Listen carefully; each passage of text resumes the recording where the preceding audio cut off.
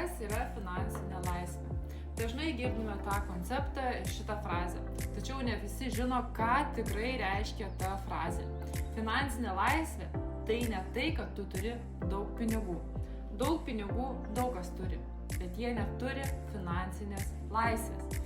Finansinė laisvė tai turėti pakankamai didelę pinigų kiekį, kur tau jau nebereikia jaudintis dėl pinigų ir turėti laiko laisvę tais pinigais pasidžiaugti.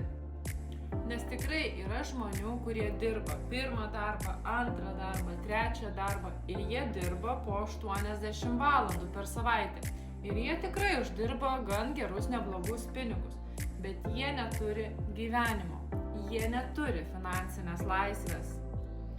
Būtent finansinė laisvė, kai tu turi didelį pinigų kiekį, uždirbdamas kiekvieną mėnesį ir tu turi būtent laiko tais pinigais pasidžiaugti, daryti tai, kas tau patinka, kas tau miela, galbūt padėti kitiems žmonėms.